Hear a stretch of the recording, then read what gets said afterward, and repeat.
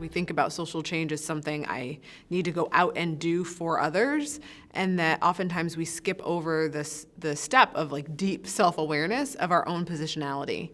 And so I've seen how that can impact movements in Ferguson and the Ferguson uprising. I think in Me Too, we also have examples of people doing the courageous work of like being aware of what they need and what people who are victims of oppression deserve, and seeking that for themselves and for other folks. Also, I would say in my consulting work and even in my research, that there's real power in doing our own individual work, and that through that, it can be a window to other aspects of our identity, which can lead to connecting with other systems of oppression, and a real catalyst for social movement.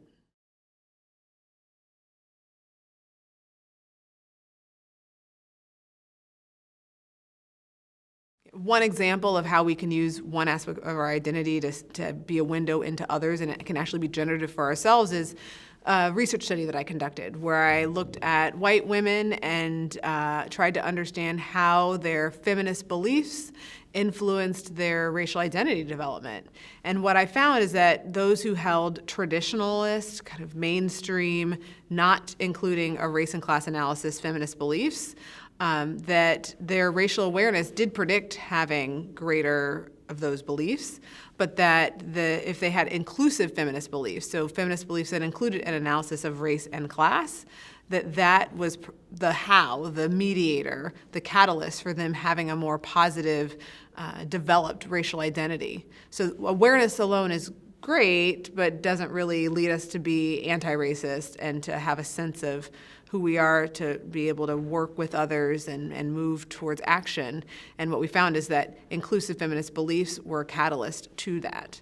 And that to me suggests that we need to think about intersectionality and even in that case, perspectives that aren't our own, and that really being curious about our own positionality and the experiences of others can help us, can further our own development.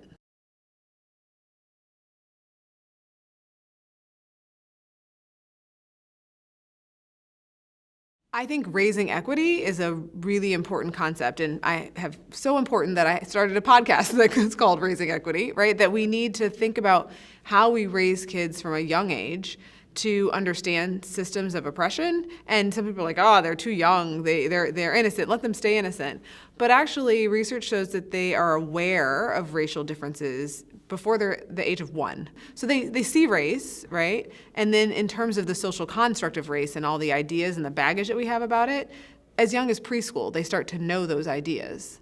And so if they are seeing race as a baby, and then starting to understand how we have constructed race, and that some of the stereotypes and access and barriers that we have around this construct, at preschool, we should be talking to them about these ideas, about these stereotypes, about the system.